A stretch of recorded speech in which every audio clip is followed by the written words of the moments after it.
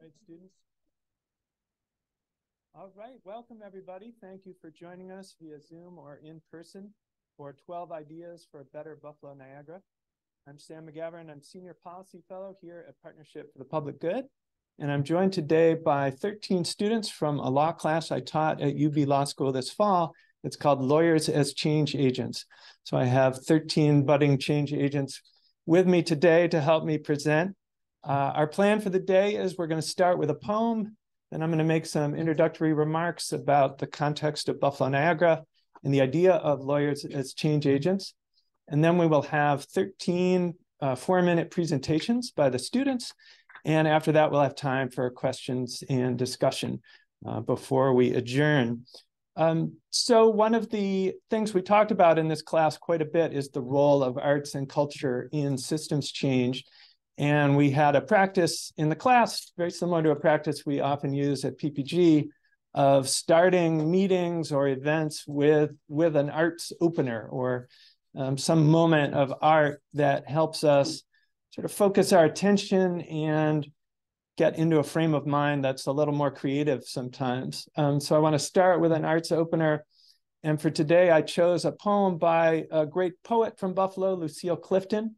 Lucille Clifton grew up in Buffalo. She attended high school just a few blocks from here. It was then Fosdick-Maston Park High School, now City Honors, and went to SUNY Fredonia for college, came back to Buffalo, was actually working for the state in the employment division for a couple of years before her poetry career really took off, which it did, and she became one of America's most prominent and revered poets.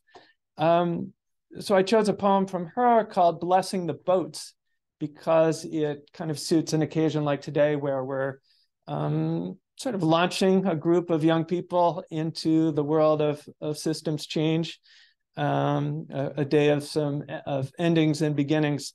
So it's called Blessing the Boats at St. Mary's. May the tide that is entering even now, the lip of our understanding, carry you out beyond the face of fear. May you kiss the wind and then turn from it, certain that it will love you back.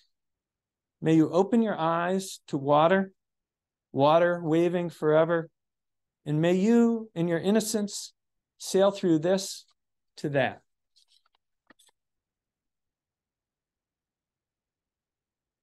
I'd just like to talk a little bit about the context for our presentation. We focused in this class on the Buffalo-Niagara region. And before we sort of got into substantive policy changes, we talked a lot about the story or stories of Buffalo-Niagara and how that impacts the work that we're trying to do. So a few remarks about that. When you compare Buffalo-Niagara to other mid-sized metro regions around the country, a couple of things really stand out. And one is the way that our strategic location at Lake Erie, terminus of the Erie Canal, the Niagara River and Niagara Falls, led to explosive growth in this region as a port city and then as a center for manufacturing.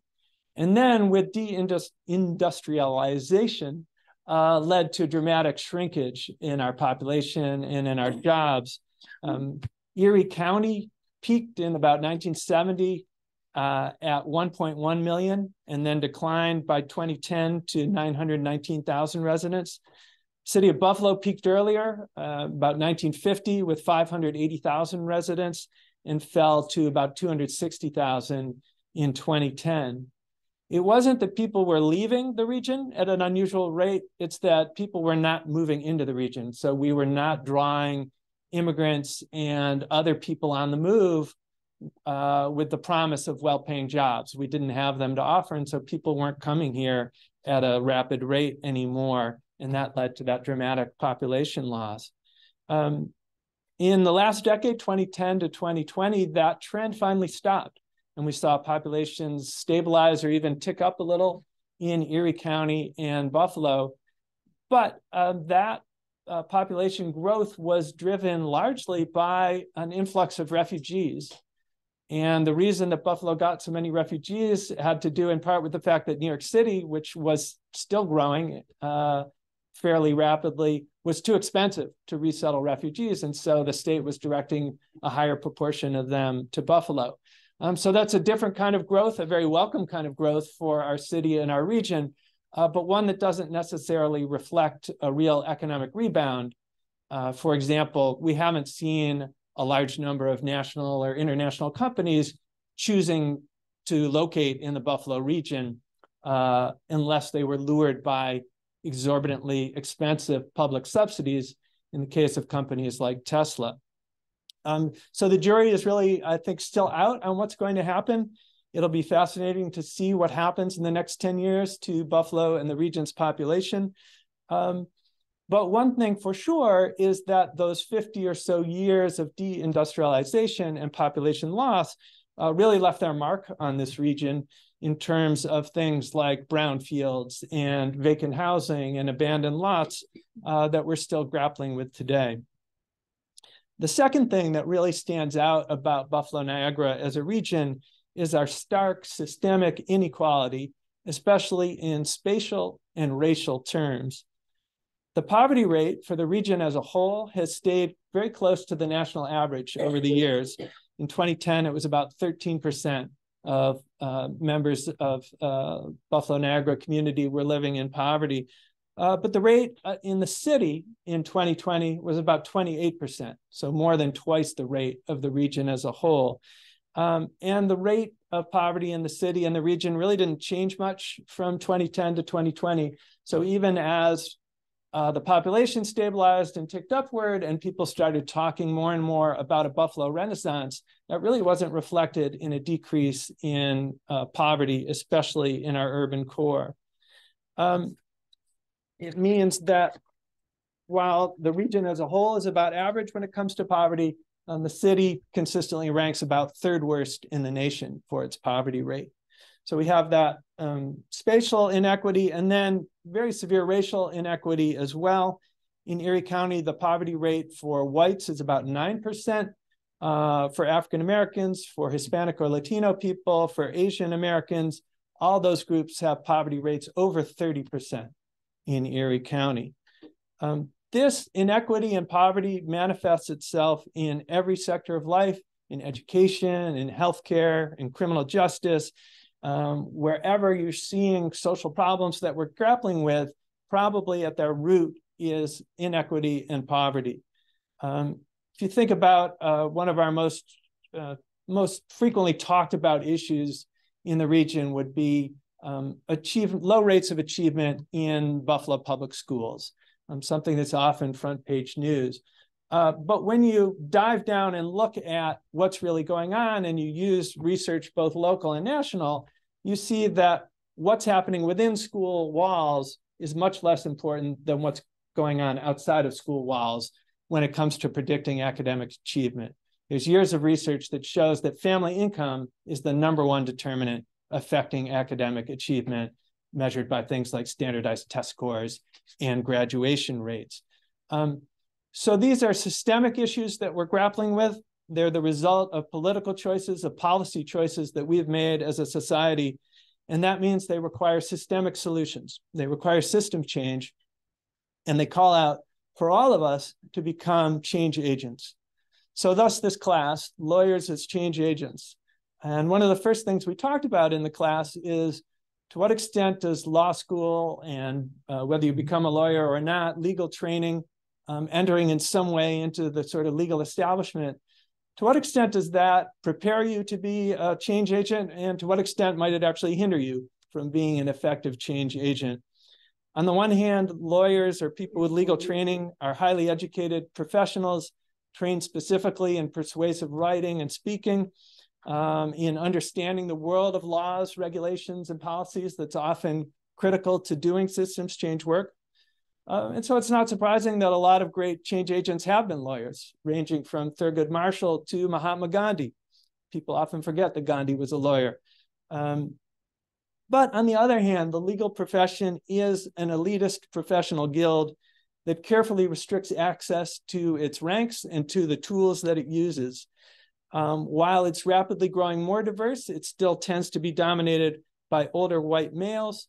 And perhaps most importantly, law school and legal training, what they tend to train people in most effectively is really navigating and exploiting complex systems rather than changing them. One way to put it in shorthand would be to say the legal profession is heavily invested in the status quo. So how can people with law degrees become change agents and stay change agents who make their communities more equitable?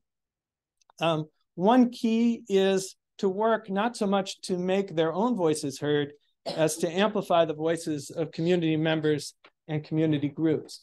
And that's the model that we have tried to use here at PPG, where PPG staff and policy fellows and volunteers and students, lawyers and non-lawyers, put their research and their advocacy skills at the service of community groups. Currently, over 320 community groups are PPG partners. This morning, they voted on their annual community agenda, their top 10 policy priorities for the coming year.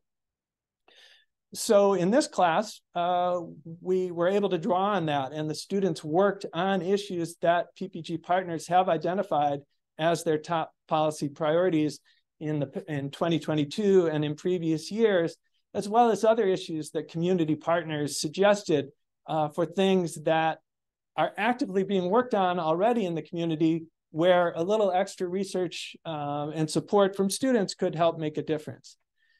So our students, over the course of the class, learned some different public policy advocacy skills. They learned how to build people power, how to map power, how to tell compelling stories, how to forge relationships with elected leaders and government staff. They practiced things like running good meetings, holding press conferences, writing op-ed pieces, and today, doing public presentations. In this case, explaining complex issues in 4 minutes or less. So we're going to turn to those presentations now. I'll introduce them along the way. We're going to start with a cluster of topics that have to do with housing. Housing being, of course, one of people's most basic needs, one of the biggest items in their household budgets, but also one of the places where the kind of inequity and exploitation that we've been talking about manifest themselves most strongly and most damagingly. Buffalo-Niagara's housing sector is marked by some key features that we'll talk about: hyper-segregation by race and income, the problems caused by the depopulation that I referred to, vacancy, abandonment, disrepair, lack of new investment, leading us to have one of the very oldest housing stocks in the nation. And that comes with many environmental health problems, including shocking rates of lead poisoning in the old, often disrepaired housing in our urban cores. We have a severe shortage of decent, affordable housing in the city and the region. And correspondingly, we have shockingly high rates of eviction and other kinds of involuntary mobility. This relentless churning of tenants has many bad impacts on health, education, employment, and neighborhood stability. So what can we do to decrease that? We'll start off with Addie talking about a right to counsel in eviction cases. So come on up, Addie.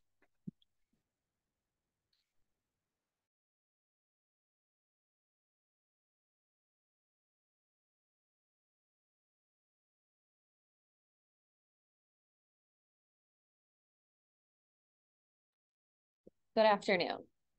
Nationwide, it is estimated that 90% of landlords have the assistance of a lawyer during eviction cases, as where only 10% of tenants have representation. This imbalance in representation increases the evictions. These evictions then lead to bigger issues like homelessness, interruptions to children's education, increased concerns about mental and physical health, along with disrupting community cohesion.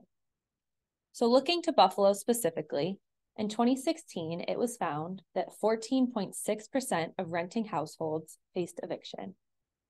In 2017, there were about 8,500 eviction cases filed in court. Of these, about 4,300 were granted warrant evictions.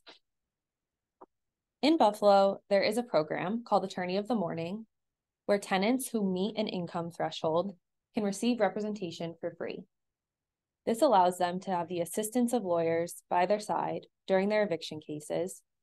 And through this program, we have been able to see, and it has been made very clear, that providing lawyers to tenants has great benefits.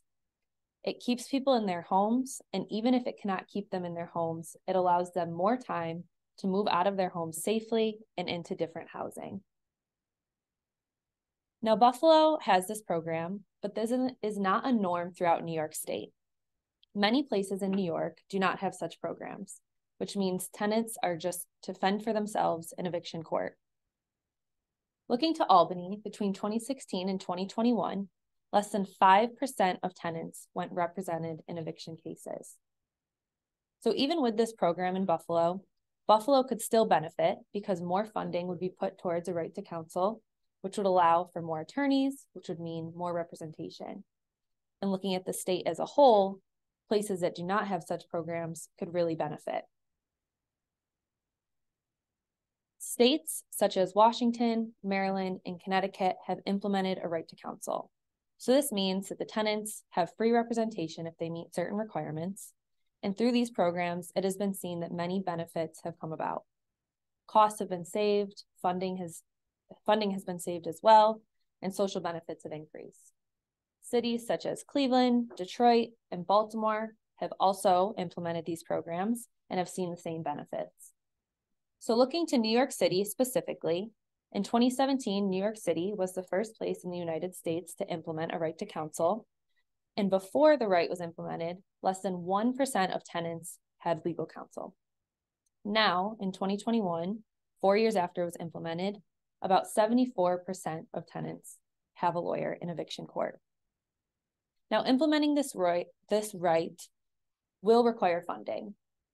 However, the benefits far outweigh any costs. Looking to Maryland, it costs about $30 million to implement the right statewide. And to see the benefits and cost savings, Baltimore ran an analysis and it found that if roughly $5.7 million were implemented, this could yield $35 million in cost savings, funding savings, and social benefits. So it is time that we protect our community members and offer them a free right to counsel so they can have the assistance of a lawyer next to them when they're facing evictions.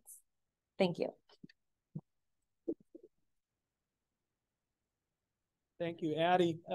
Often good public policy is not that complicated. It's a matter of looking at what's worked other places and replicating it here. Ideas like right to counsel. And often we actually have the best practices right here, and it's a question of scaling them up and replicating them, as Nick will explore in talking about Erie County's landlord-tenant hub court.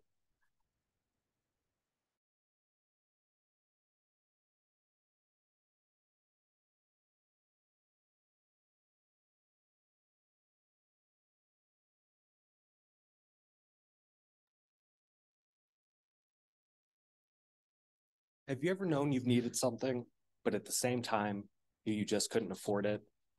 That happens. Life can be expensive and excess income can be scarce. Now, do me a favor. Imagine the thing you need is an attorney. And the reason you need an attorney is because somebody is trying to use the legal system to kick you out of your home. What do? In years past, the answer to that question has been simple yet painful for renters. What did they do? They got evicted, often with little to no recourse. The unfortunate truth is that a typical housing court, renters facing eviction largely go unrepresented. This has presented three main issues for tenants. First, landlords are largely represented. Typically, they contact an attorney before they even begin the eviction process, so they have guidance throughout. And attorneys know what they're doing typically, so they are able to shape and present the law in a way that benefits the landlord. Two, the average renter does not have a sophisticated understanding of the legal system. If you're not familiar with what protections exist for you, how can you have those protections actually work? If you're not familiar with the law and the procedure, you cannot use the legal system effectively, so the protections that exist for you don't work. Now, this is where a lot of people believe, well, that's where the judge would step in. That brings us to number 3. Town and village judges in the state of New York are not required to have law degrees. For many of them, their understanding of landlord-tenant law is shaped by the proceedings which they are the judge over. Now, as I just explained, landlords have lawyers that can shape the law to benefit their client. Tenants do not have attorneys or sophisticated understandings of the law. This leads to an understanding of the law by these judges that skew heavily towards landlords. These issues have long caused the misapplication of landlord-tenant law, which has disparately impacted low-income renters. So what can we do? Luckily, Erie County has already done something with the creation of the Erie County Landlord-Tenant Hub Court. The Hub Court is a virtual, centralized, alternative dispute resolution modeled court which focuses on providing representation to low-income tenants here in Erie County. Since its inception of December of 2021, both landlord and tenant attorneys have noted a dramatic increase in tenant representation. Prior to the development of the Hub Court, representation for tenants was extremely low. About 90% of tenants went unrepresented in the towns and villages of Erie County. Now, about 80% of those tenants have representation in these eviction proceedings. This representation has multiple benefits. Tenants are able to take advantage of the legal protections that exist, and tenant power facilitates settlements. So even in situations where the tenant will eventually have to leave their home, they can do so in a way without crippling debt, without an eviction on their record, so they can find a new home and have alternate housing set up when they leave their house. And on a human level, people facing eviction are under a lot of stress. There's a lot of anxiety that goes with this. So just having someone that can look you in the eye and say, it's going to be okay. We're going to make sure your kids aren't living on the street. That can help somebody go through their daily life as they are facing this. Now, like all things, there are criticisms. The major criticism of the Hub Court is that eviction proceedings are taking longer. But that means tenants have some leverage and they get to stay in their home a little longer while they evaluate their options. So because the Hub Court exists, problem solved, right? Wrong. The Hub Court currently operates on a pilot basis. So for the good of all, what we need to do is first make this court permanent so representation can continue in Erie County and expand it to other counties throughout New York. Thank you.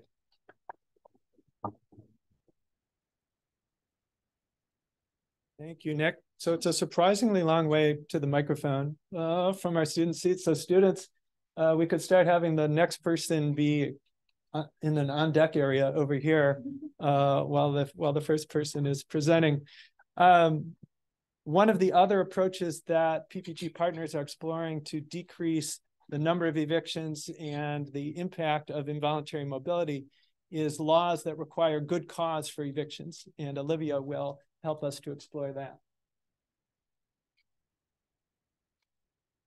So I think one thing everyone can agree on is that tenants do deserve some form of legal protection against landlords. So we're going to talk about good cause eviction laws. Good cause eviction laws are a form of legal protection for the tenants. There are two prongs to good cause eviction laws. And the first prong requires a landlord to give a valid reason for eviction. Some examples of a valid reason include non-payment of rent, use of the unit for illegal activity, interference with the comfort and safety of other tenants, or the landlords need to use the unit themselves. And then the second prong of good cause eviction laws puts limits on the amount a landlord can raise rent each year. So some arguments against the first prong requiring a valid reason for eviction are constructive eviction, where the landlord will essentially force a tenant out by illegal means, and that good tenants are forced to live with bad tenants for longer periods of time as the landlord navigates the legal system. Some arguments against the second prong, which controls rent increases, are housing shortages because landlords won't want to develop new buildings in jurisdictions that have good cause eviction laws and the rent control provisions and poor quality units. So regarding arguments against the first prong, which requires a valid reason for eviction, there are ways to better enforce or increase penalties against landlords using legal means to evict tenants, such as increasing fines for this type of behavior.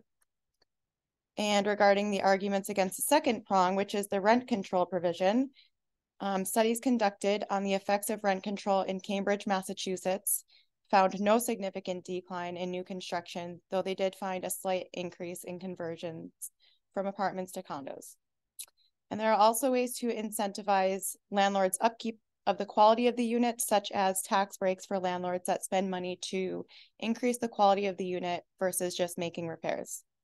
So though there are valid concerns regarding the consequences of good cause eviction laws, the benefits clearly outweigh the costs. Thank you.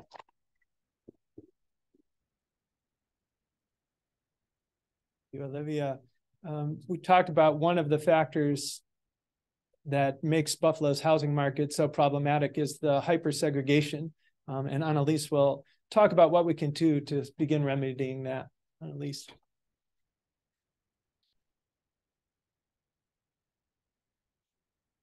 Buffalo, New York is the sixth most segregated city in America. Growing up in Leroy, I would come here and visit my Uncle Jimmy, who lives on the west side, or the east side rather, of Buffalo, which the segregation is evident. While this statistic did not occur overnight, and it's not just here in Erie County, it is due to decades of discriminatory housing practices that have prevented people of color from moving to predominantly white and wealthy suburbs across America. Some of these housing practices included redlining, where lenders denied financial services to certain neighborhoods solely based on its demographic. Blockbusting, where houses that were rented or sold to families of color at an above market price while persuading white families to sell their homes for less and move out of that neighborhood, or general fear mongering, which is imitation by racist mobs. Another housing segregation issue that I'll be discussing more today is exclusionary zoning. Exclusionary zoning is a legal practice where towns and suburbs zoned for single family residential districts, which may not allow for multifamily development apartments to be built there. So families who can only afford to live in affordable housing apartments are excluded. This is due to land use and building requirements that may be minimum lot size, where it restricts the type of home or dwelling that can be built on the smallest available parcel. Restricted parking, where it requires a certain amount of parking spots to be zoned per building, or low density zoning, which limits the number of housing units per acre of land. But there is a solution. In 1968, the Fair Housing Act included a provision known as the Affirmatively Furthering Fair Housing Mandate, where the executive branch and other federal agencies would administer and fund local programs that would prevent housing disparities. However, it is important to note that administering is not the same as regulating and enforcing, which is why we see housing segregation today. So, what can we do? And the solution is actually quite simple. We can hold our local officials accountable in ensuring that zoning laws in Erie County's towns and suburbs are updated to be more inclusive and to allow for affordable housing apartments in their districts, or else they may lose state and federal funding for other programs in their communities, thus enforcing the affirmatively furthering fair housing mandate. We can also look to local organizations that have already started the work to better housing here in Erie County. Two examples of community organizations here are the Housing Opportunities Made Equal, or HOME for short, and the Belmont Housing Resources for Western New York, both of which locate possible affordable housing for low-income residents who might have not been able to locate these properties on their own, but more can be done if the government would provide more funding for them. Another solution is to simply become more active in local government by voting or reaching out to your representatives to voice how you want your community to look like. We may not want to admit this, but as a society today, we may still judge someone based on where they grew up. The suburbs were once seen as this utopia for all, but in reality, a slice of the American pie was meant for a few. I and many others believe that if it is law and policy that has created this issue of housing segregation, then law and policy can fix it. Thank you. Thank you, Annalise. The primary way that people in this country build wealth is to buy and own homes and then pass that on to their children. And one of the most devastating impacts of the kind of discriminatory practices and institutional racism that Annalise just discussed is the tremendous disparity in wealth and assets by race in this country and in this region as a whole. So building up home ownership rates is not just a way to help neighborhoods, but it's also a way to combat these disparities in wealth. And Kirsten will talk about efforts to help first-time home buyers in the city of Buffalo. Kirsten. I think, oh, let me take my mask off. It was a great intro. Everyone's kind of been building up all of my facts already, but it's okay. So obviously I'm going to talk about home ownership. I think we've already noted Buffalo has seen a decrease in home ownership from the 70s to the 2010s. Families have really flooded the suburbs, leaving a lot of the actual city of Buffalo with vacant and abandoned properties. Poverty has also affected the remaining properties in the city. As you noted, the city of Buffalo has some of the oldest housing stock in America, and our poverty levels really decrease our ability to care for and maintain these older properties. Home ownership is important for racial equity, breaking segregation, building generational wealth, and first-time home buyers really lack the capacity to take care of these 100-year-old homes that are deteriorating, and it's just easier for them to find move-in ready properties in the suburbs often. Luckily, programs already exist in Buffalo to help address this problem. They buy older properties, fix them up, and sell them, make them available for first-time home buyers. These properties are specifically targeted at low-income first-time home buyers, and they give support not only in finding a home, doing the financing process, and then also getting started once they've moved in. Obviously, these programs depend on having access to low-cost properties to begin with. So they have to start at a low cost so they can put money into them to renovate them and still keep them affordable once they're ready to go. Currently, the city owns about 9,000 vacant and abandoned properties, almost all of them residential lots. Hundreds of them are empty homes. And each year they're acquiring, thousands more properties through their foreclosure process. And these homes that are acquired through the foreclosure process are newly empty, potentially easier to renovate as well. So the city, when they are holding these thousands of properties, are required to maintain them. So they're paying to have a staff that's shoveling snow, mowing lawns, ensuring the safety of the neighborhoods for these vacant and abandoned properties. But instead, the city should make these properties available to the existing programs and decrease the financial burden they're experiencing to take care of them. So they could decrease their financial burden while increasing the success of their neighborhoods through these programs. Historically, the city has done this at very low rates, but we're really looking to increase that and increase the available properties. Getting back to this program, increasing the programs will increase the opportunities for homeownership, decrease the vacant and abandoned properties in the city, and overall, hopefully increase the access for families to stay within the city, which is where they always lived. So thank you.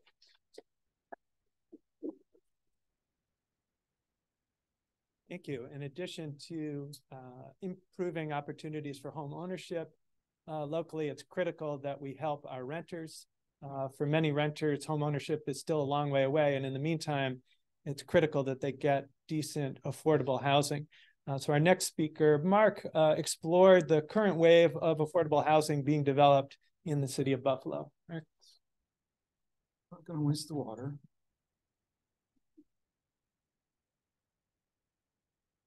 Don't like.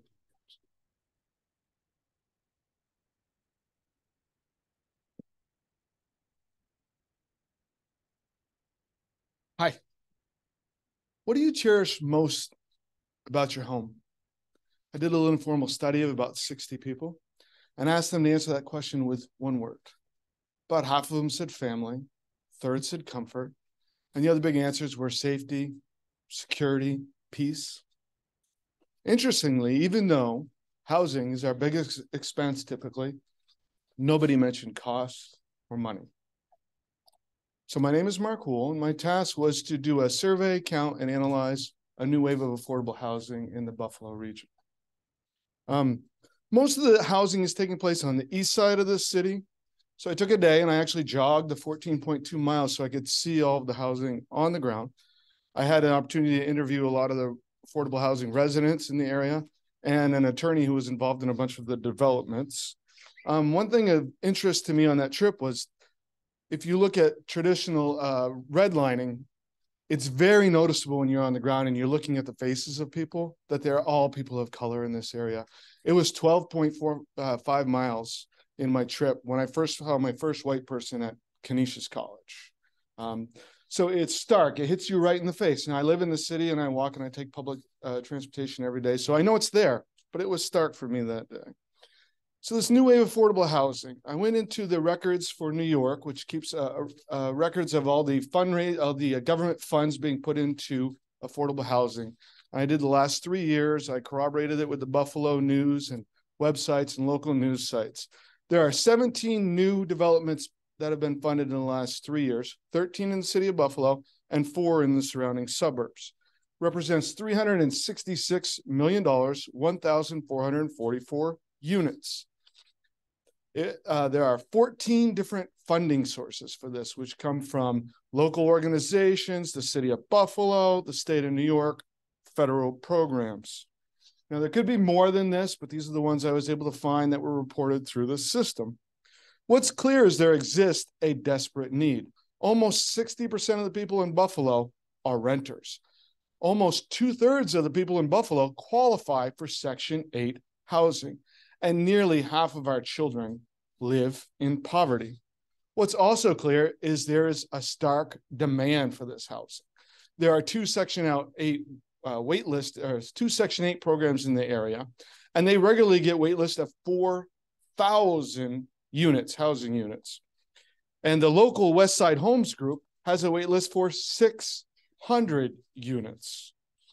Now, there's some upside, there's some hope. Governor Hochul is a proponent of affordable housing. She has made a commitment to build 100,000 units in the state of New York. There's growing political support from the politicians. There's growing private organizational support in the area. There's also religious support, and small and big developers are seeing the financial benefit and buying into building affordable housing. So as I said, $366 million has been committed in the last 3 years, and 1,444 units are looking to be built. Now, there are downsides, there are issues. The wheels of progress are slow. You cannot build an apartment building in one day. Further, people who are fortunate enough to get one of these housing units are still going to be tied to that 30% HUD income. So 30% of their income is going to go to housing. They're going to stay in that renting rat race.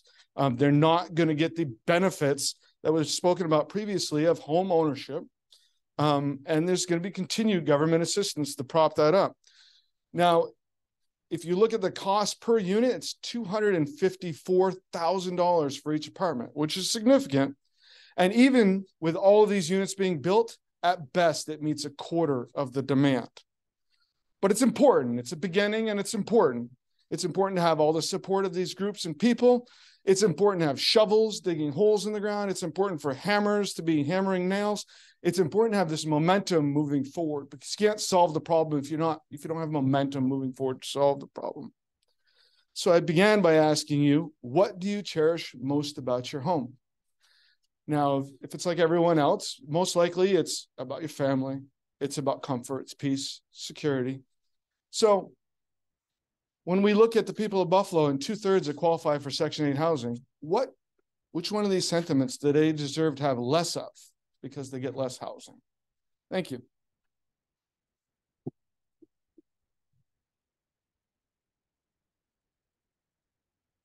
Thank you, Mark. As Annalise suggested, and as Mark's journey through the east side of Buffalo showcased so dramatically, Buffalo's segregation is not an accident. It's the result of public policy decisions that we've made for decades. And there are many reasons that more powerful groups in society would want to segregate less powerful groups by race, religion, or other types of status. And one is that being segregated makes people more vulnerable, makes them more vulnerable to exploitation by landlords who are able to charge unduly high rents for lower quality apartments. It makes them more vulnerable to exploitation by poverty industry businesses like rent-to-own stores that charge exploitative rates for credit. It makes them more vulnerable to police surveillance and control, as we saw in Buffalo with the unconstitutional system of traffic checkpoints that the Buffalo Police Department instituted on the city's east side. And it makes them more vulnerable to acts of hatred and terrorism. Our next two speakers were able to work with Justice Henry Nowak, who is responding to the Tops massacre by drafting potential legislation that would impose greater civil liability for people who aid and abet acts of hatred and terrorism. So going first, Kiesens.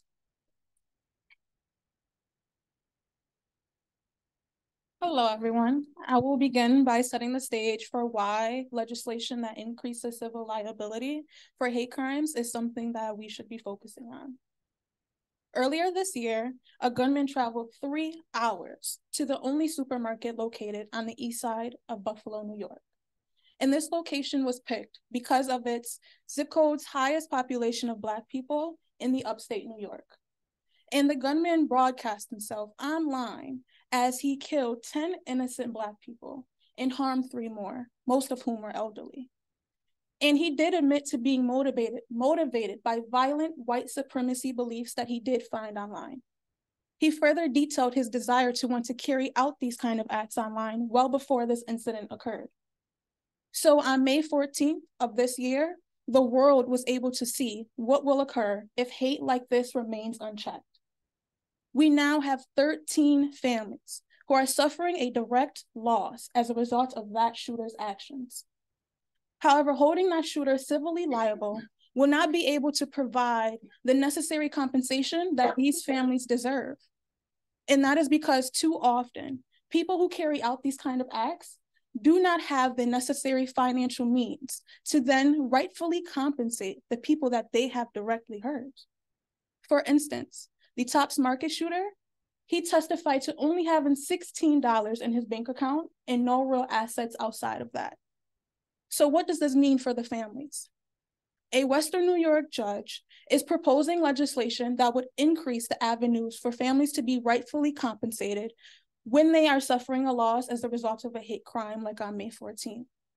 And it does this by holding civilly liable more than just the person who may have pulled the trigger, but others who may have been involved as well, such as the gun manufacturer and seller, someone who may have assisted in the commission of the crime, people who may have motivated the commission of a crime through their own speech, as well as social media platforms such as Twitter and Twitch, who continue to allow this content to remain on their platforms and to profit off of it under current federal protections.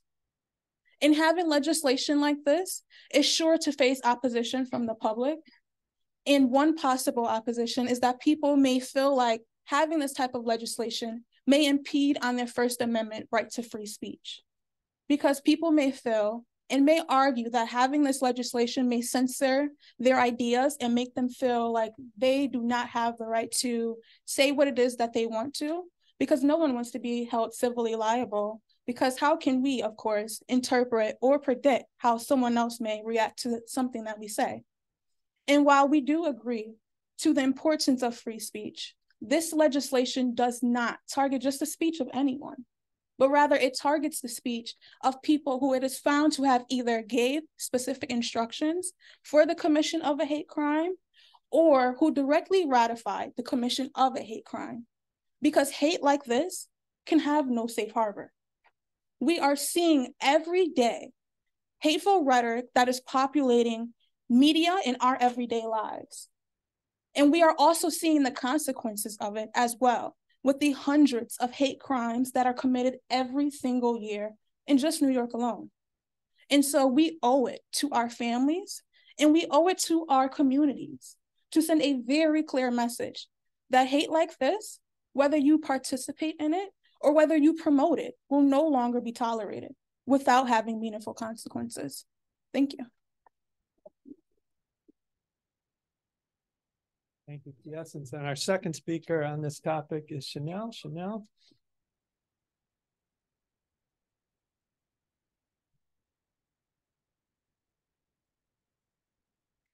We've seen in our own communities the effects of bias-related violence after the mass shooting in Tops.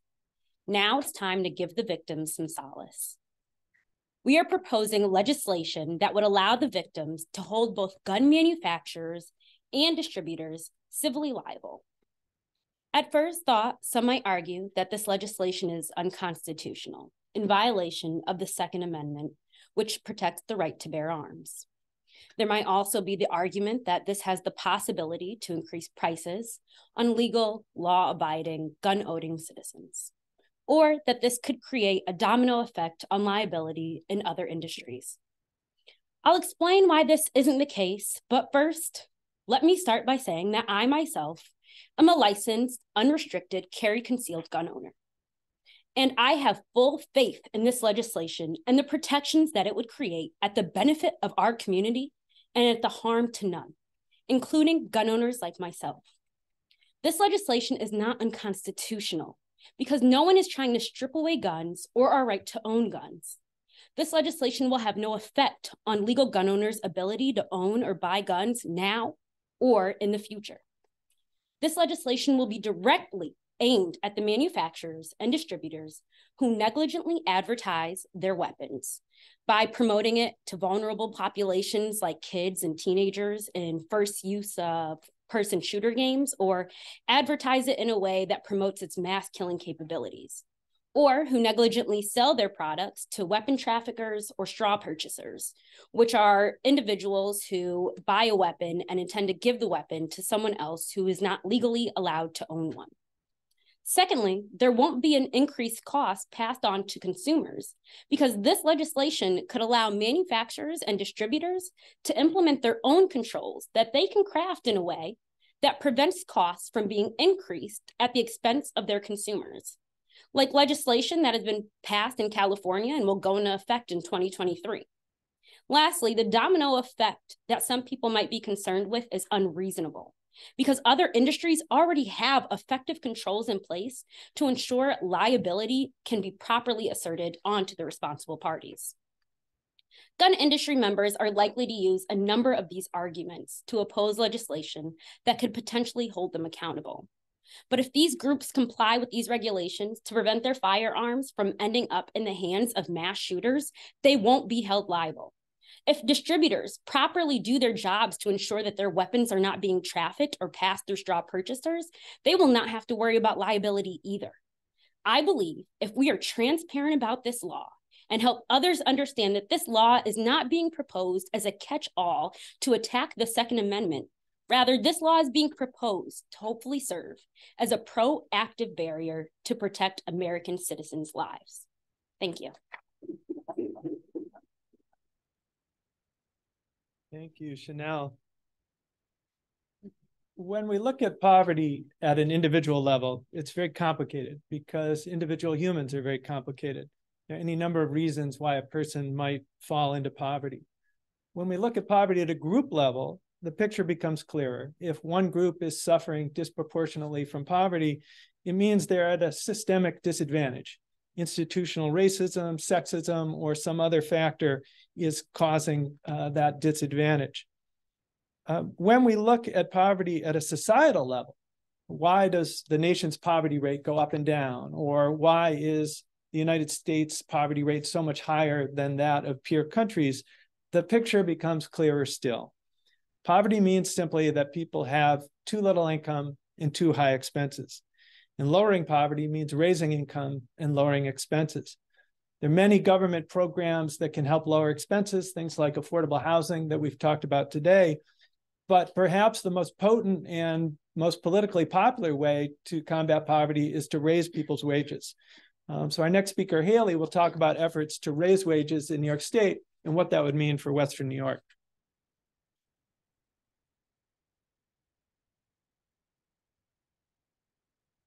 Who is the average minimum wage worker?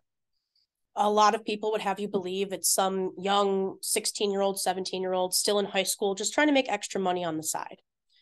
In reality, the average minimum wage worker is 36 years old. 37% of them are over 40. 56% of these workers are women. 28% have children, and 57% work full time. On average, the minimum wage worker earns more than half of their family's income. Raise Up New York is working to pass legislation in New York that would raise the minimum wage in Western New York to $21.25. To help them facilitate the passing of this legislation, I did research on how 3 groups in Western New York would be affected by an increase in the minimum wage. These groups are women, people of color, and refugees. Now, New York is ranked number 4 in the country for most expensive infant care. In Erie County, the average cost for care of one infant is $12,792 per year.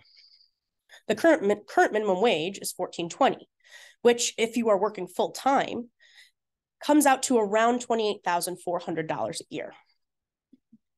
Now, for the cost of one infant, if you subtract that, leaves only $15,608 to pay every other expense during the year. Now, an increase in the minimum wage would not reduce this cost, but it would help offset the burden that these high childcare costs put on women and all families. 30% of single mothers live in poverty. Not only does the minimum wage increase ease the burden of childcare costs, it improves infant health, and it also reduces teen pregnancy rates. Now, women are disproportionately represented in minimum wage jobs. Women make up most minimum wage jobs that are personal or healthcare based, and they also make up 72% of all workers that rely on tips. In these very direct ways, women would be specifically impacted by an increase in the minimum wage. Now, people of color, like women, are disproportionately represented in minimum wage jobs. And this is also made even worse by the intense concentration of poverty in Western New York in neighborhoods of color. Now, Buffalo has a huge history of segregation, and you've heard today already that it's the sixth most segregated city in America.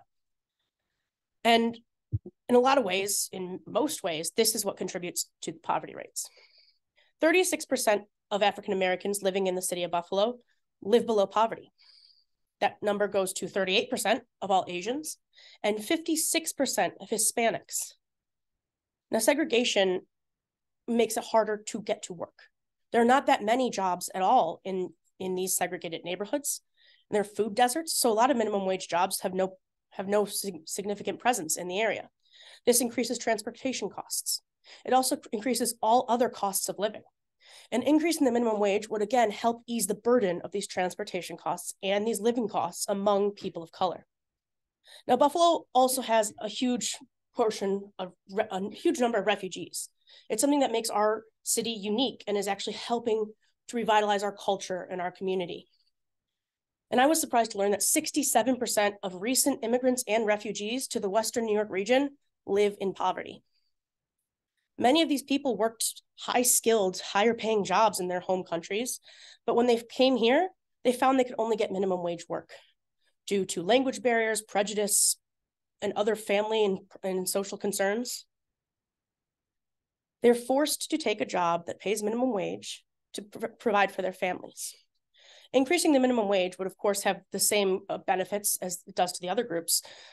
Ease the burden of childcare, ease the burden of transportation, living costs, but it also might provide more time to get to acclimate to their community, find friends and gather their family, put down roots, and possibly even improve their English and receive further education that would allow them to return to the work that they did in their home countries. Overall, Western New York region These three groups, women, people of color, and refugees, would see huge benefits from an increase in the minimum wage that goes beyond just the simple monetary benefit. Thank you.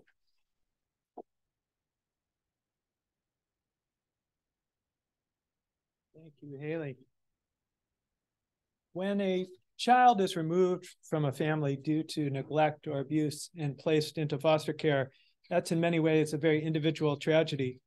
But research has shown that systemic factors such as poverty, racism, housing conditions, and healthcare gaps play a large role in the rates of foster care placement. So here too, we're seeing how our policy decisions as a society affect individual families. PPG partners are working to improve foster care systems, but also to decrease the number of children entering into the foster care system and to improve the outcomes for youth as they transition out of foster care. It's our next two speakers will address, starting with Carrie.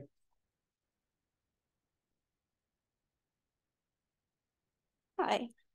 So in 2021, nearly 700 children entered foster care in Erie County alone. While removal may be necessary in some of these cases, the research has shown that children fare better when their families receive adequate support to address their individual issues. This is an approach that's often referred to as narrowing the front door to foster care. Foster care placements are closely related to poverty and racism. Unfortunately, we don't have the time to discuss larger scale issues and ways to address those, but I will be talking about two individual programs that we could implement or expand in order to address the number of children entering foster care. So the first one is the Safe Families program. This is a nationwide program, and it utilizes volunteer families to care and house children while their parents are getting back on their feet. This can include finding adequate housing for the family, attending rehab to, better the family, or undergoing a medical procedure. And this is specifically for families that do not have a large support system. We often talk about how it takes a village to raise children, and this is really a program that eases the burden on families that may not have that large support system. Based on Safe Families' own data, 95% of their families are reunified as opposed to the 50% we see reunified in state care. Currently, there's only one location for Safe Families in the state, and that's down in New York City. I would suggest simply mirroring the program, specifically because Safe Families is deeply connected to Christianity and the church system, and I think creating a program that would allow for anyone to access it regardless of their religious leaning is important. And this program also does not have the same course of elements you may see in the mandatory services that CPS may direct families to have. So it really allows the families to keep the control on how to better their own family. And then another program that actually exists in Erie County is the Buffalo Home Visiting Program, and this is through the nationwide Healthy Families initiative. So this program connects new families with social services as well as a support person. And that support person will come to your house once a week for up to 5 years. They provide educational information such as healthy parenting skills and the dangers of certain practices like co-sleeping or having blankets in a crib. And they also provide activities to aid in childhood development. Unfortunately, this program is only referral based, so many families do not have access to it. And while every family may not need a referral to social services, every family can benefit from the educational information provided through these programs. And certainly every child could benefit from having activities that can aid in their childhood development. So both of these programs are really focused on early intervention, and that's important because the earlier that we can aid these families, the less likely CPS intervention is needed. So implementing programs like these is really how we can narrow the front door to foster care. Thank you. Thank you, Carrie. So that's the front door, and equally important is helping youth as they transition out of foster care, which Paige will address.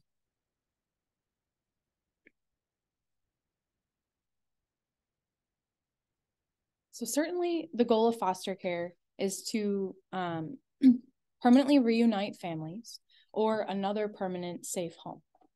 But in New York, 1,500 youth age out of the foster care system, which means that they're left without permanent families. When youth age out, they're expected to become independent without support systems that usually stem from family. So they navigate this transition into adulthood all on their own, and it can have detrimental effects that will impact them throughout their lives. For example, homelessness, hunger, academic setbacks, unemployment, poor health, incarceration, and more.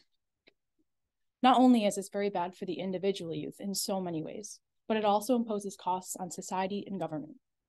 But these consequences are entirely preventable with effective support to assist them in their youth, in their transition into adulthood.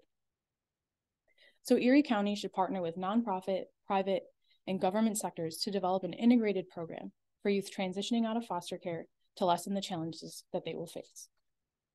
This program should incorporate 5 key components: educational success, employment opportunities, safe housing, health services, and supportive relationships. Youth underestimate the services that they need, and they have to be proactive in making sure that they get them. But current services tend to be fragmented, another reason that they're underutilized, and another reason that they're less successful than integrated programs. Integrated programs increase the likelihood that youth will participate, and that they'll be able to meet their multiple needs, and that they'll be able to develop stronger relationships with adult service providers. It's important to acknowledge their unique circumstances as foster youth who have aged out of the foster care system, including educational interruptions, lack of physical, social, and emotional support networks. So the program should be individually tailored to meet their needs, with the opportunity to regularly consult with adults who can provide them with critical guidance, advice, and support as they navigate the transition to adulthood. Perhaps the most important element of this program is establishing supportive relationships. Given many have had traumatic experiences with adults throughout their lives, it can be challenging for them to develop strong, supportive relationships all on their own. But positive relationships with adults can serve as protections against negative outcomes. Many youth programs provide mentoring services, which can generate positive effects on their social, emotional, and even academic outcomes. Secure relationships may be even more important for youth than other youth. Youth in the foster care system than other youth. And this may be an opportunity for community members to get involved as mentors or volunteers. One important aspect of these relationships is ensuring that the mentor is trauma-informed. These practices allow adults to understand the impact that trauma has had on foster youth, which affects their current functioning. Basically, adults that are trauma-informed can provide better support. And building these services during their care can create a sense of comfort and familiarity with the program if they were to need to come back for services in the future. So Erie County should establish foster youth programs that are a partnership between foster care agencies, the nonprofit, and private sectors, and should feature education, training, employment, and especially building supportive relationships. The goal for every youth transitioning out of foster care should be to become an independent and successful adult, and it's the responsibility of our policymakers, government agencies, and community members to provide them with the means to do so.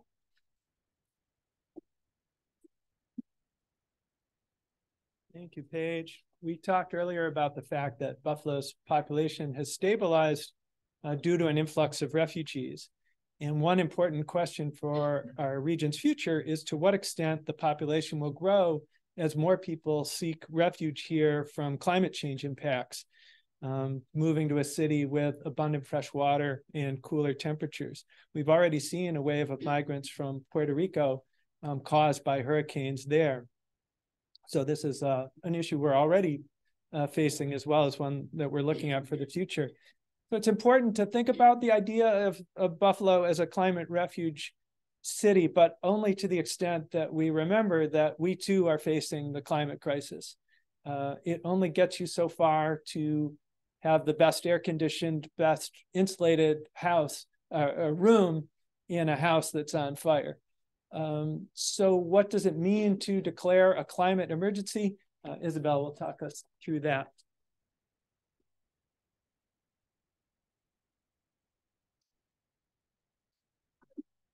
There are no jobs, no life, and no future on a dead planet. We are in a climate emergency, and we need to fight that right now. two things have become clear in the recent years that for so long people have tried to dismiss. First, that there is scientific data backing the fact that climate change effects on the environment and human health are devastating.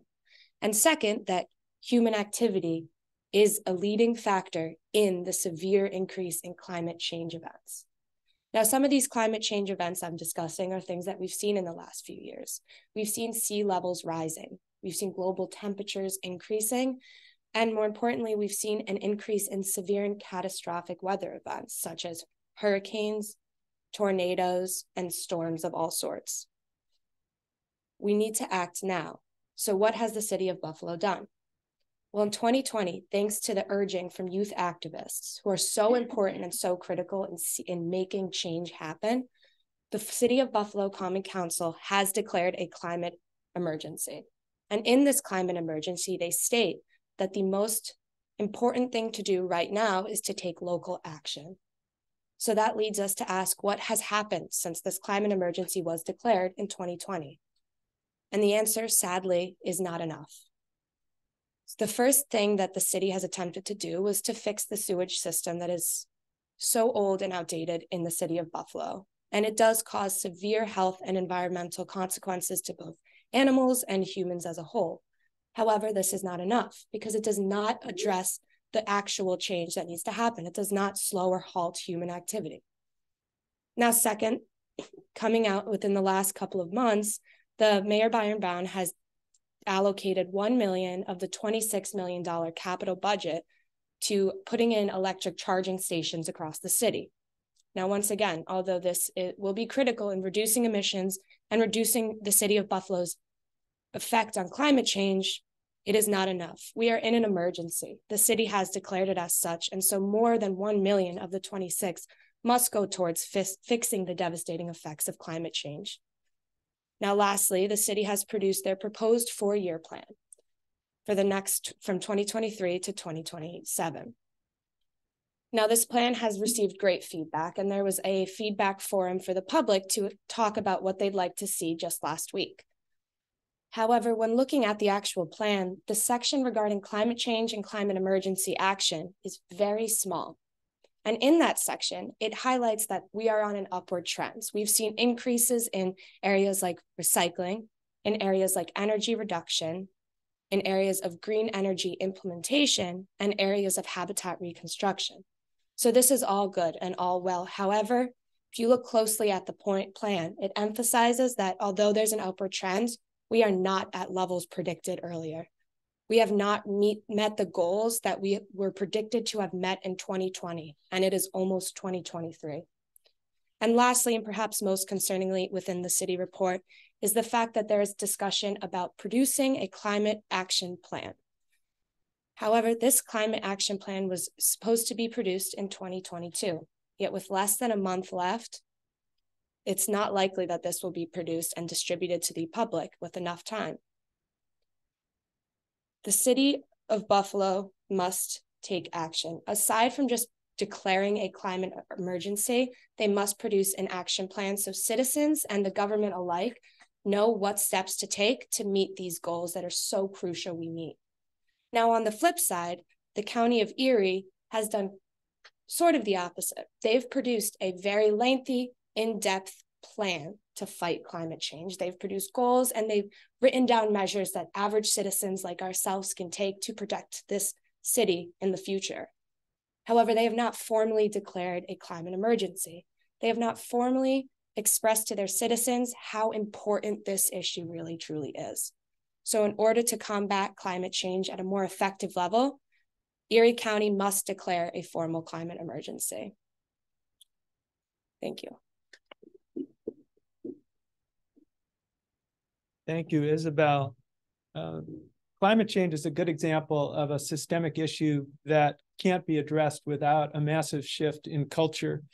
In class, we talked a lot about different ways that the arts and culture can contribute to systems change, whether it's by telling stories in compelling ways, bringing diverse people together in solidarity, increasing our ability to pay attention and to empathize, or helping us to imagine and create different futures. So what can local governments do to strengthen our arts and culture sectors? Our final speaker, David, will address that. Thank you. So as Professor Mavagern mentioned, we usually start the day with some form of art or culture. So I'd like to start by performing my one-man show of Great Expectations by Charles Dickens. Okay, I will not do that because I personally have no artistic ability. But luckily for you all, the Irish Theatre Company here in Buffalo is putting on that very show this month. That theater is one of 22 theater companies in Buffalo and a member of the great arts and cultural landscape in our city. I'm David Bergio, and today I would like to talk to you a little bit about the future of Buffalo and the steps that need to be taken to address and take advantage of one of the city's greatest assets, its arts and culture.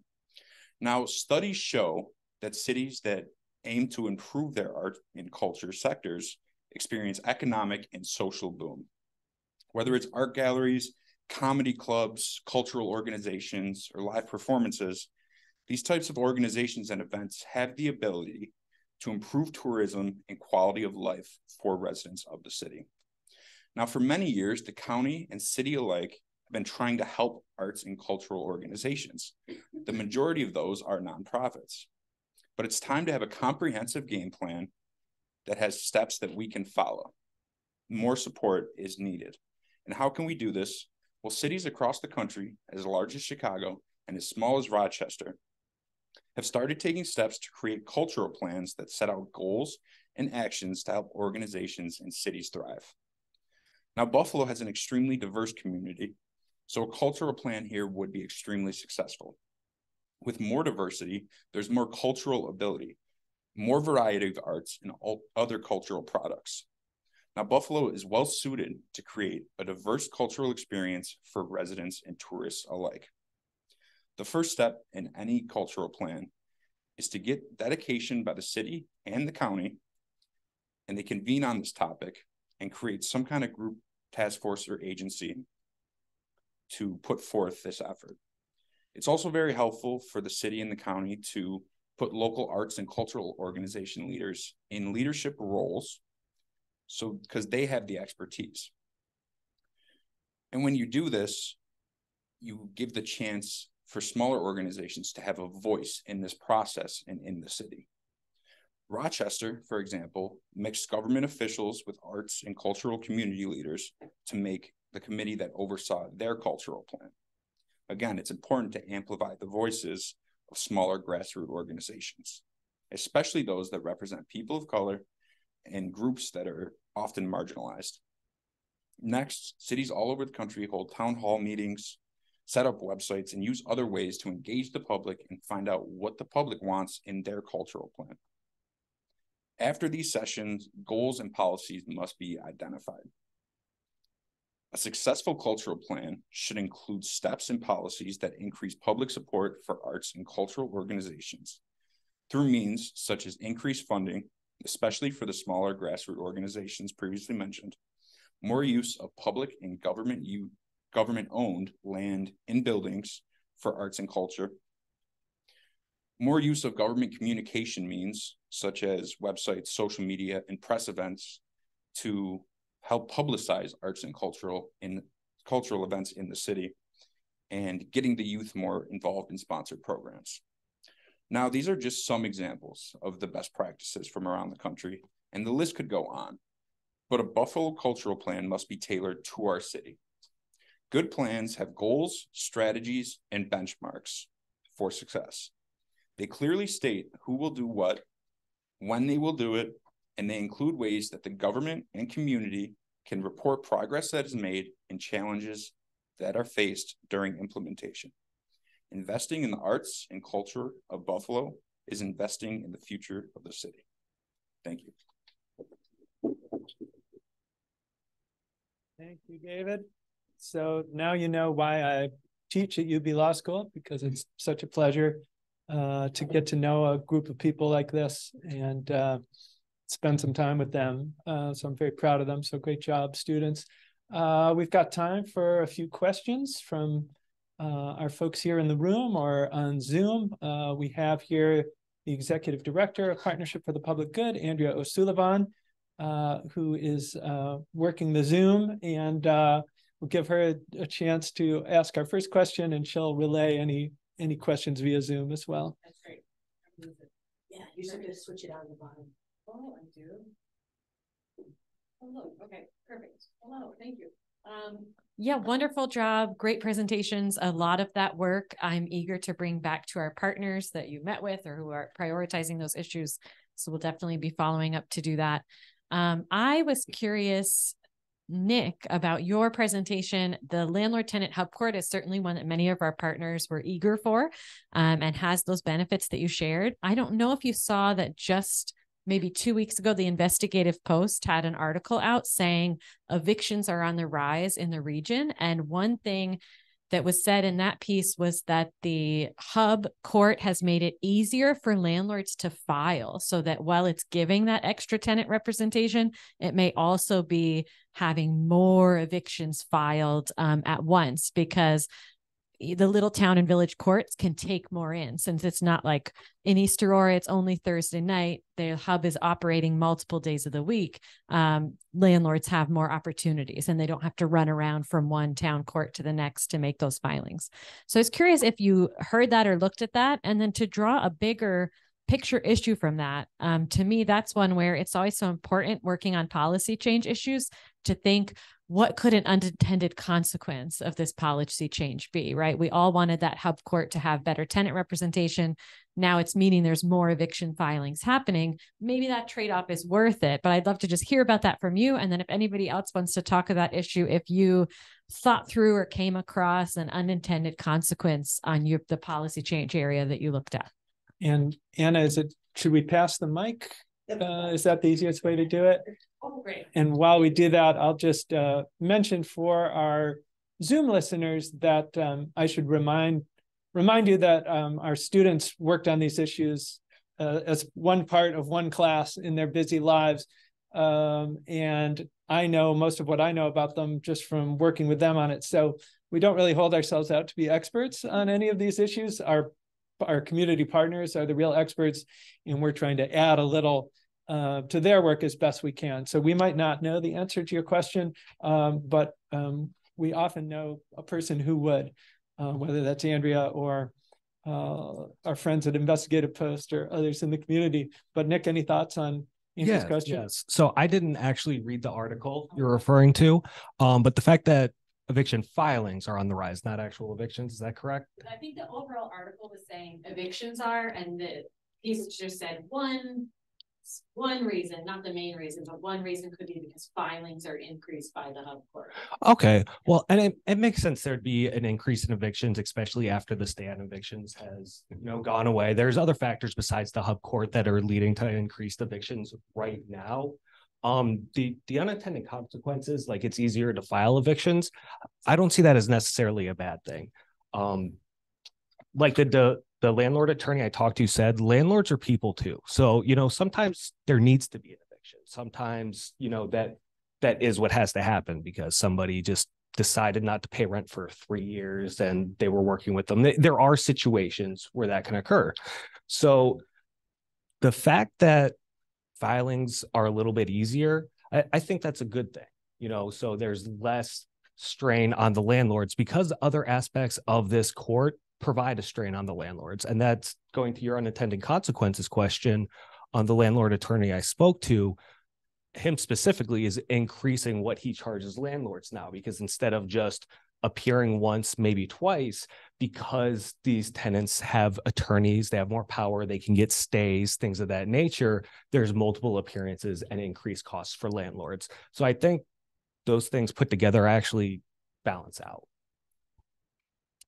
Yeah, and I'll just add to that this question of unintended consequences is one we see, of course, across policy lines, but I think particularly in the area of housing, there are a lot of examples of it. And there is a real trade-off between increasing housing quality and increasing housing cost. And those two, it's hard to manage them both. And I think the only answer is that as a society and as a nation and as a locality, we have to prioritize decent, affordable housing to the extent that we're willing to bear some of those additional costs, that we're willing to say, yes, we want higher quality housing for everyone, but not at the expense of leaving people homeless because they can't afford that higher quality housing. It has to be both and the only way to do that is to generate the political will for it, which of course is always the trick. Other thoughts on that question, or other questions from Andrea or from any of our other guests or listeners? Yeah, we have a Zoom question that was sent before, but I also want to just recognize that we've had Congressman John LaFalce on for the entire presentation. So it's nice to see you, John. And I wanted to just give you a moment if you had a question. I don't mean to put you on the spot, but just in case you were looking to ask one.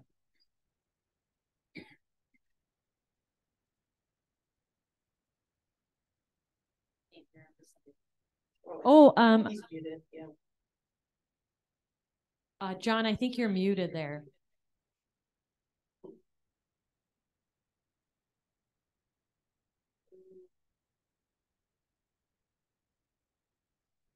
I threw in a couple of requests to unmute it. I think we still have you muted, John, somehow, if you can unmute on your end.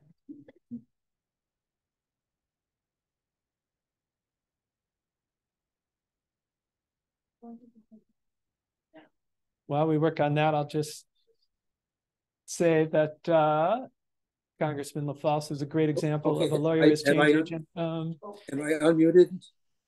I think I'm unmuted now, Sam.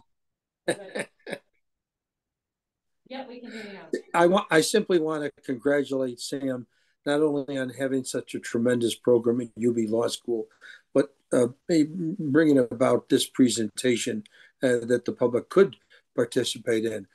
I enjoyed listening to each and every one of the student presenters, and I applaud them for participating in this class and in this program. There is so much to follow up on. Sam, I would like to see the course that you had with the UB Law School students replicated at every law school in the United States, because lawyers do have to become involved in the general issue of socioeconomic justice. And that's what your class does, and that's what your students are doing. I commend you on that, and I look forward to some further discussions on so many of these different issues with you. I wonder if there is going to be any document in print or online that we could access that would give us the summaries that the students gave in the presentations. Thank you so much, Congressman LaFalce. Very honored that you chose to participate with us this morning. And as I said, you're a great example of a lawyer as a change agent. So each of the students wrote a policy brief on their issue, and anyone who's interested in looking at those can get in touch directly with me, Sam at ppgbuffalo.org, and I'm happy to share their work with you. Some of it might appear in PPG publications in different forms, yet to be determined. Students are also working at some other ways of telling their story locally, in the community, in the press. So we're going to try and make sure that these voices do get heard. But in the meantime, if there's anything you'd like more information on, please do get in touch with me, and I can share their work as well as any other resources that we have on the topic. I just want to add one other thing. I was especially interested in the draft proposal for a change in the law that would permit civil liability when there is a hate crime with such consequences, apparently prepared by Supreme Court Judge Henry Nowak. I've known Henry since he was a little kid, because when I went to Congress, his father, also Henry Nowak, came with me. And that's something that I certainly intend to follow up on personally. That is great to hear. And yeah, we were very excited to be able to participate in that effort with Justice Nowak, and also with members of one of the clinics at UB Law, which also has students working on that. And I believe there's going to be a bridge course as well that will continue and I think work on actually preparing the draft legislation. I know that Justice Nowak has been in touch with Assembly Majority Leader Crystal Peoples-Stokes and I think other members of our delegation to talk about getting that legislation into the legislature this session. So I'm sure that Justice Nowak would love to hear from you and anyone else who wants to help with that effort. I do know that the local attorneys, Sean Elmore and Terry Connors, are bringing lawsuits regarding civil liability of the gun manufacturers, the parents, etc. But I think that's without the absence of a specific either state or federal law to proceed with. I'm not sure about that last statement. Maybe there is something on a federal level, but I doubt it. Certainly anything that's done should be done at both levels of government. Well, thank you so much for being with us. If we have time, Sam, I have one more question from Zoom.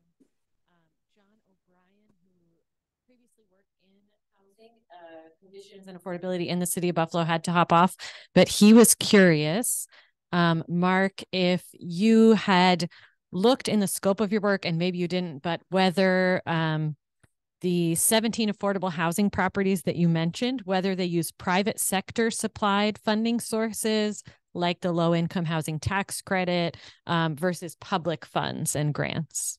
There were 14 different. There were 14 different funding. Well, I placed them in 14 different buckets because they're not always like unique from each other and they varied. So some of the smaller ones were like historical preservation. Some of them were brown space, green up or whatever. There were huge federal programs and state programs predominated, though there was some private. So there was a lot of tax credits. I mean, there's a myriad of programs. The interesting thing with the state funding site is it changes every year. So some things are going away and tracking that change was kind of difficult because there's always new ones. I think it makes it complicated for developers to navigate that. So it adds a little bit of complexity to that. It's very complex. And there were those kind of things in a lot of different funding sources. Yeah, just to add to that, I know that a typical project does require multiple funding streams. One is not enough for affordable housing because, as Mark said, the average unit cost is $250,000 per unit of affordable housing. So it requires deep subsidies, and typically the developers have to put together a real combination. If it's a larger project, it will almost for sure have federal low-income housing tax credits that are allocated through the state of New York. But it'll probably have, multiple other sources as well. And the reason we've had that boom that Mark witnessed firsthand is really because the state of New York dramatically upped its funding for affordable housing in recent years. And we can only hope that that continues. I think there was a little artifact too that kind of pushed the city of Buffalo to not put up significant money, but to put some money into the pile as well. New York. All right, so that brings us to our close. Students, give yourselves a great round of applause. Thank you to you and to all of our guests for joining us today, and we will now go celebrate.